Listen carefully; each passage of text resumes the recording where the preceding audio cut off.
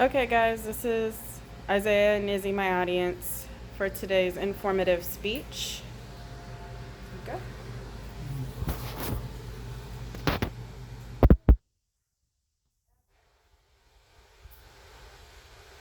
Foster children, abused children, neglected children, kids with various spectrum disorders.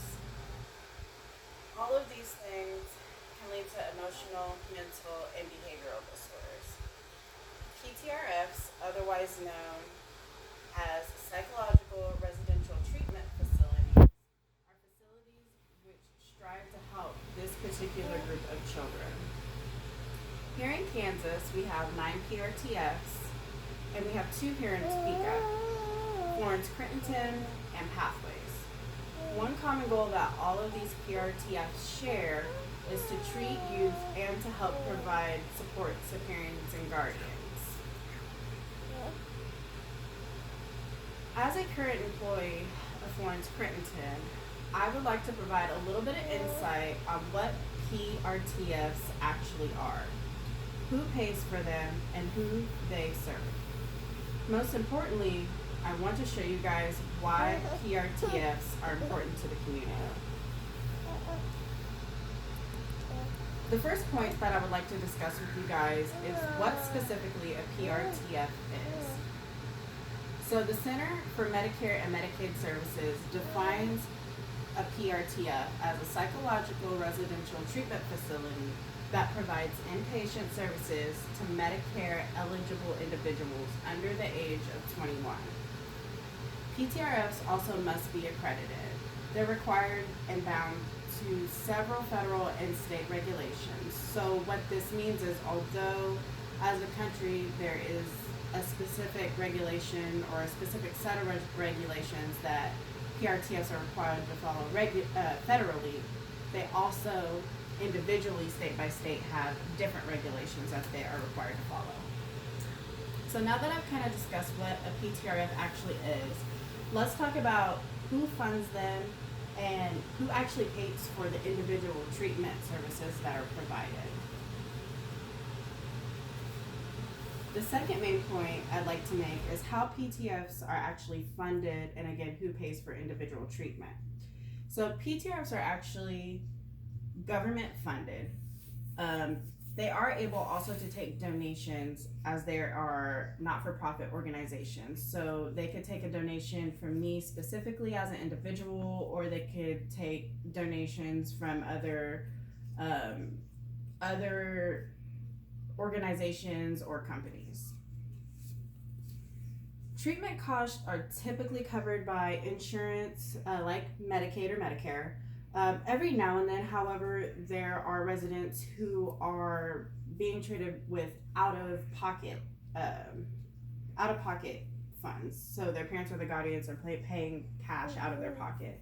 Of course, this is rare because, again, PRTFs typically are targeting and assisting those of lower income families and children. So moving on from who actually funds PTRFs and how they're paid for, let's now talk about who PRTFs actually serve. For my last main point, I would like to tell you guys who actually benefits from PRTFs. Most obviously, PTRFs benefit the youth that are actually there as residents and who they're specifically serving and providing services to on a daily basis. I have a chart here, amongst other things, that shows that most of our mental health development problems are really developed before the age of 24. 3/4 to be specific of the mental health or emotional health issues that we are going to have as an adult.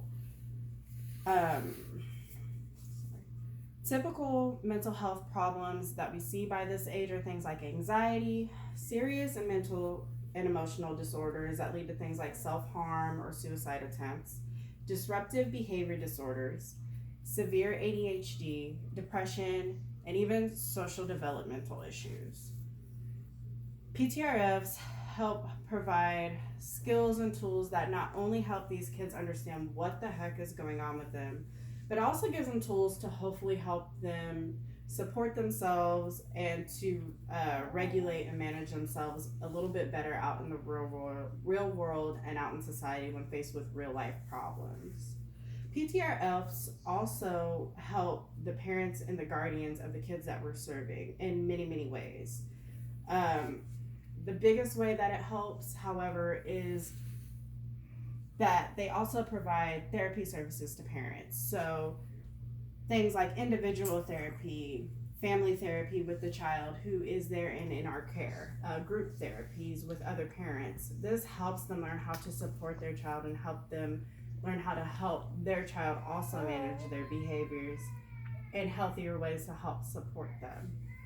It also can give the caretakers a kind of a sense of hope. A lot of times they're kind of running out of hope when they don't know what to do for their kid. In a way, besides just the youth and the parents that we are directly helping, all members of the community benefit from PRTFs. PRTFs work directly with youth and parents and help them learn how to regulate themselves mentally, emotionally, and physically, and how to turn those things into more constructive behaviors. Successful treatment, and I think it's important to also note that not all treatment finishes successfully, but successful treatment allows for better functioning of individuals in society, which in turn can benefit the community as a whole. So today we have covered some basic information about PRTFs, or psychological residential treatment facilities.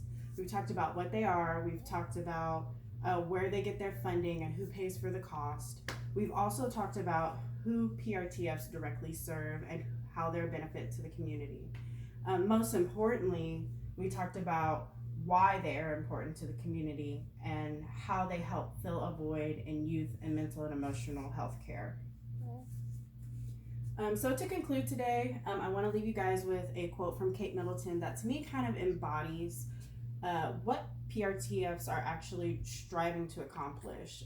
Kate Middleton says, "A child's mental health is just as important as their physical health and deserves the same quality of support." PTRFs help fill a gap in society in children's mental health, and this makes it a crucial part of our communities today.